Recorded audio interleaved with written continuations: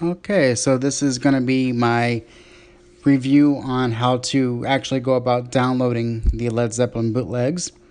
And I'm going to start with a website called Dime a Dozen.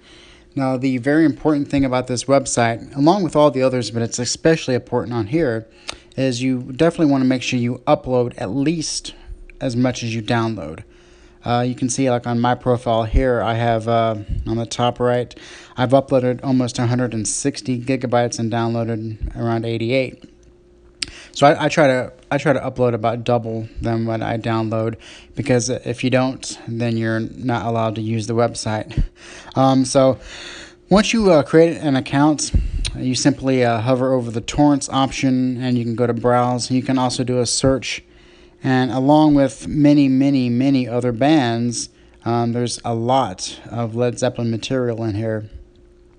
I'm just kind of give you an idea. If I do a search, what I'll do is I'll put Led Zeppelin in quotations to help narrow down the results just to Led Zeppelin stuff. And somehow other things come in here too. But you can see there's just multiple links for Led Zeppelin. Yeah, there's just actually a whole bunch of them. There's almost 484 Led Zeppelin results, and all you do is you click on one, you get the information for the file. This is actually the download link right here for a torrent. Most of the downloads for bootlegs is going to be via torrent. If you don't know much about torrenting, I just recommend downloading uTorrent. It's the green image down here at the very bottom with the U in there. That's what I use. But it's pretty simple. You just download the file. You can come in here and see people like to comment. You can also download samples on many of the download. But this is easily one of the best sites, especially for new material. This is my go-to website anytime I'm looking for the newest releases. So this is and I'll include links to all these websites in the description for the video. So yeah, so this is Dime a Dozen, very highly recommended. The next is just going to be some Google searches, and like my previous video where I used September 29th, 1971 as an example, I'm going to do it again here. Probably the best release. I mean, there's been a whole bunch of releases by different companies for this particular show.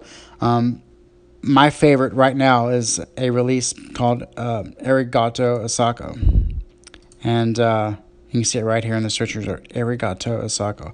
So just to kind of give you an example of how I would go about searching for a particular bootleg is you can start by just simply typing in Led Zeppelin and then the date. The formatting of the date can make a bit of a difference. So 9/29/71 is definitely an American style, although just for completeness, you can also try typing in, instead of 9/29/71, you can go 29-9-71, or even you can go in here and type in even the full 1971. I mean, there's multiple ways you can do it. You can go 1971-9-29. But overall, just putting in the date next to Led Zeppelin is going to be a really good way to start getting a lot of results. As you can see here, there's multiple results that come up. There's a way more websites that I'm going to talk about that actually offers downloads. As you can see right here, there's one website, the Ultimate Bootleg Experience. This is just another website that offers downloads. This is actually not the exact download I was looking for, but it's just one of the many releases.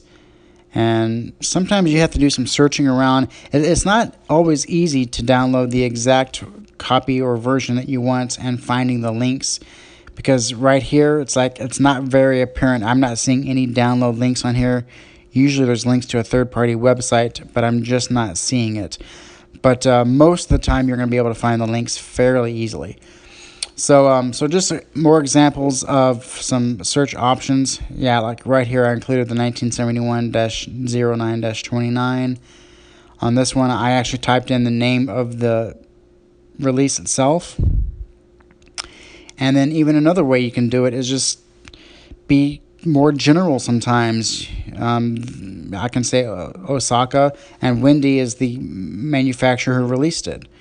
So yeah, there's just lots of times changing the words or variations can yield different search results and actually help you narrow down and try to actually find the file you want to be able to download. So apart from Google searches, there's also one of my favorite sites is the thetradersden.org. Once again, you're going to have to download this. You have to sign up for it. But once you do, you can come in here and, just like Diamond does, and come in here and find some good releases. Lots of classic releases that you may not find anywhere else except here. So I would definitely highly recommend checking this out. Another website doesn't have quite as many, but there's been some releases that I have favored that I've only been able to find on this website. And it's shnflac.net. Once again, I'll include links in the actual description of the video. But this is another very good one. You have to sign up for it, but very good. Another website that has a lot of bootlegs, but it's also kind of frustrating because some of the links don't work. Sometimes the uploads are like MP3 versions, which is one of the rules. Never convert the bootlegs into MP3, yet still people do it. I never go directly to guitars101.com, but usually I'll find it in a Google search pretty easily. But I definitely wanted to point that out. The next two are probably two of my favorite ways to find the bootlegs themselves. Rutracker.org is a Russian website. And if you use Google Chrome and probably other browsers too, you can actually translate everything into English for you. You do have to sign up for it once again, but it's really, really good for a couple of reasons. First of all, you can type in Led Zeppelin and the year, and I chose, just any year that they played live music. I chose 1971. And you can see there's lots of releases for the actual Led Zeppelin 4 album. But you come down here and you'll start seeing the titles of some of these links. And you'll see lots of them will say Part 1, Part 2. You can kind of see it highlighted here. Let's just go for Part 3, which is the first tour of Japan. And they have this broken down for every single tour and every single year. And so for this particular tour in 1971, check out all the bootlegs they have available to download. So this would be a most excellent way. This is the very first thing that I would do, is go to rutracker.org, create an account, come in here and download some copies. Now most of the downloads that's going to be in these files, in these large files like this, are going to be some of the older releases. So they may not all be definitive, but it's an amazing place to start. And actually some of them are quite definitive. But you can really come in here and maybe download a song from each release, compare it and see what you like better, see which versions are the best to get. Let's say 927, should you get source 2 or source 4? Or maybe it's better to get something that has a combination of multiple sources. That's where, if you follow my previous video where I talk about how you can go and look up reviews of the bootlegs and kind of do some studying, you can really get down and find out, what the overall consensus of the best releases are, and then also base your own opinion on what you think the best ones would be. And of course, September 29th has the most releases. There's got to be at least 15 here. But very, very good website to be able to come in here and have access to a whole bunch of bootlegs at one time. Just a really great place to get started. And the final website is also a website that I mentioned in my previous video, Ramble on Zepp. If you come in here, you find the particular show that you want to find a download from. And what you're going to be looking for is the links for this cosmic energy. These links right below each release, and as you can see, there's like 3 along here, and then there's also one over here. So let's just click on this one right here, and okay, there's no download link at the bottom. But if I go back, let's just choose this one. And for most of the downloads on here, you do have to sign into this account. But you can see that this is the Fatally Wanderer definitive version, which it's no longer definitive, but it's a really good release. But overall, once you click on the links within the actual date itself, you'll see that most of them will have attachments down here at the bottom, which is a direct link to the torrent. And so this is a fantastic way to go directly to the specific date, see which links have the actual torrents attached to them, like this one. I don't know, let's see. Okay, this topic doesn't even exist. That sometimes happens. How about this one? So we can see that this is a 2nd generation release, which I'll have a video where I talk about what generations of bootlegs mean, and overall just a whole bunch of terminology that would be pretty important to know. But as you can see, here's another link right there. So overall, a really great resource as well to be able to find different downloads for different releases. This website, like I said in the previous video, has not been updated in quite some time. So basically, once you do get to this website, it's also good just to do an overall search for a particular date. This website always uses this format for the dates. So I always make sure to, whenever I come in here and to do a search, I use that format. So for instance, let me highlight this. I'll copy that. I'll come in here and do a search. And then I will say, I'm going to go for topic titles only. And then we're going to do a search. And you can see for each topic title, there's actually a whole bunch. And maybe you can find another download link in here somewhere.